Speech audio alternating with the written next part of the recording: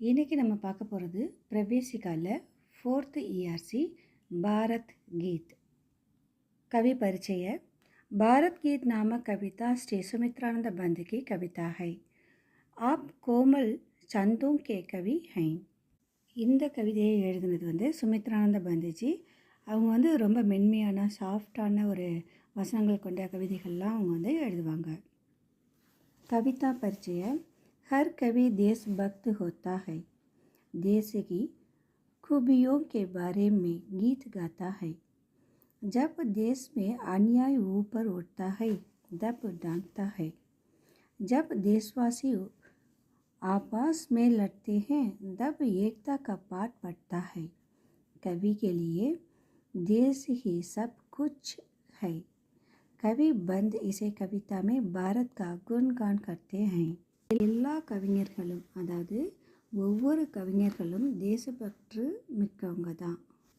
அவங்கெல்லாம் நம்மளுடைய நாட்டினுடைய வளம் பற்றி நல்ல அருமையாக பாடியிருக்காங்க.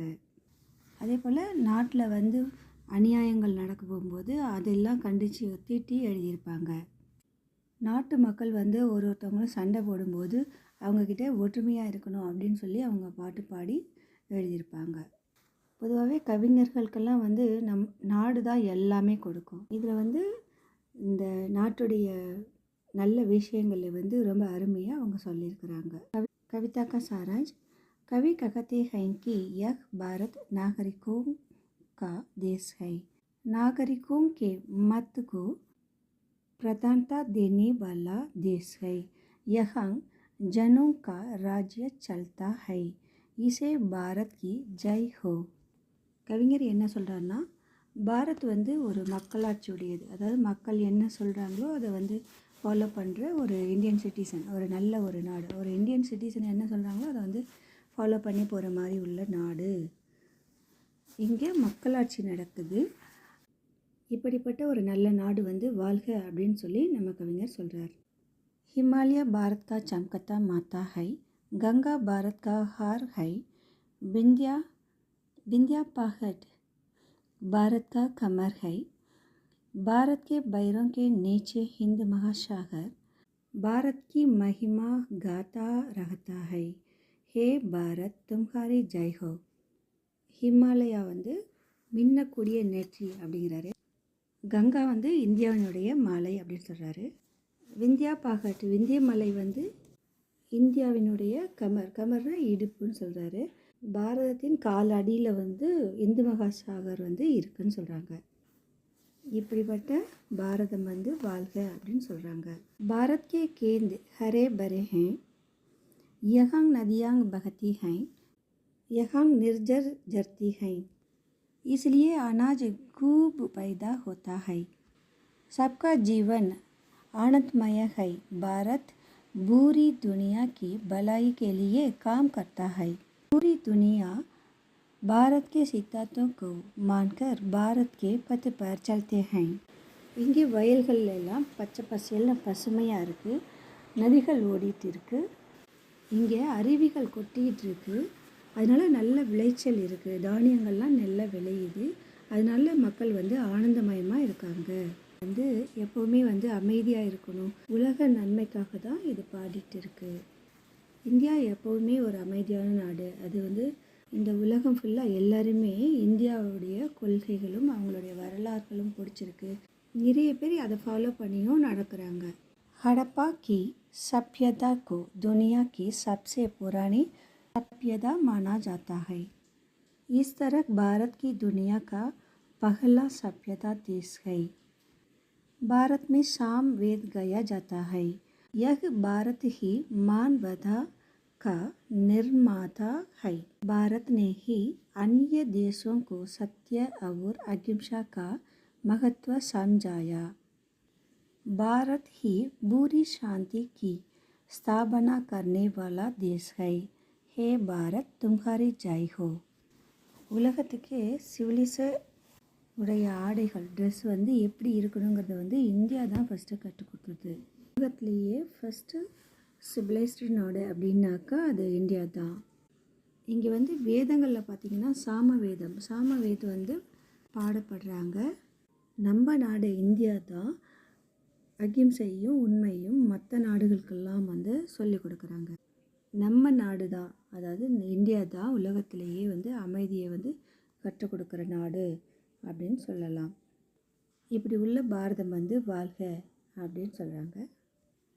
इस अंतिम पत्र में कवि भारत माता का वर्णन करते हैं. भारत माता जब कुछ कर चलने लगी तब रणवत्य बच उड़े, नगाड़े गरज उड़े, दूर ही बच उड़े, सत्य को सब कुछ मानने वालों की बड़ी सेना चलने लगी. वीरों की सेना चलने लगी. भारत शक्ति को स्वरूप है, उसके बल अनेक अनेक है. वीर पुरुष उनकी पूजा करते हैं. उसका तिरंगा झंडा जो धर्म चक्र से संचित है, वह बराबर फक्रता रखता है. भारत अभय है, अजय है, रक्षा करने वाला है. दुनिया का गणतंत्र का सिद्धांत बढ़ने वाला है. हे भारत तुम्हारी जय हो. கவிஞர் சொல்கிறாரு, பாரத்தை வந்து புகழும்போது யாராச்சும் வந்து அச்சுறுத்தும் போது, நம்மக்கிட்ட ஏதாவது ஃபைட் பண்ணும்பொழுது, போர் ஆயுதங்களை தூக்கிறதுக்கும் நம்ம வந்து எப்போவுமே நாங்கள் ரெடியாகவே இருப்போம். இந்தியாவில் பார்த்திங்கன்னா உண்மையை பேசணும் அப்படிப்பட்ட நிறைய பேர் இருக்காங்க, ஒரு கூட்டமே இருக்குது. இந்தியா வந்து சத்தியத்தின் சொரூபம் அப்படின்னு சொல்லலாம். அந்த அளவுக்கு நம்ம வந்து எப்போவும் உண்மையாகவும் நேர்மையாகவும் இருப்போம். அது வந்து உண்மையான வீர தீரமாக சொல்லுவோம்ல, வீர தீர ஆட்கள் வந்து உண்மையிலேயே அதை வந்து வணங்குறாங்க.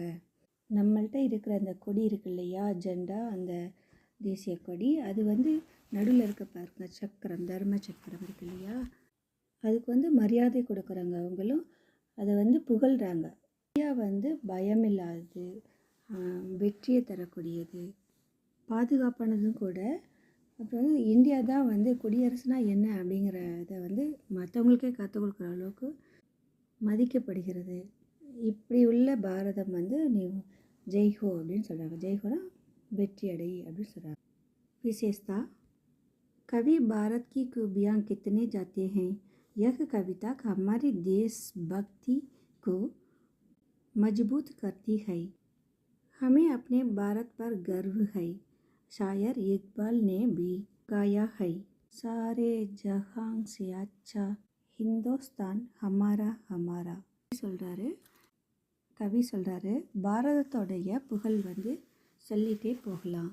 நம்மளுடைய தேசப்பற்று, அதாவது நாட்டுப்பற்று வந்து ரொம்பவுமே ஒரு ஸ்ட்ராங்காக வந்து சொல்லியிருக்காங்க. பாரதத்தின் மேலே நமக்கு நம்ம நாட்டு மேலே ஒரு கர்வம் இருக்குது அப்படின்னு சொல்கிறார். கவிஞர் இக்பால் கூட சொல்லியிருக்காங்க. அவர் என்ன பாடியிருக்காருன்னா, சாரே ஜஹான் சே அச்சா ஹிந்துஸ்தான் ஹமாரா ஹமாரா அப்படின்னு அந்த இடத்துல பார்த்தீங்கன்னா இந்தியாவை அப்படியே புகழ்ந்து பாடியிருக்கிறார். தேங்க்யூ. 5th சாராஞ்சில் பார்க்கலாம்.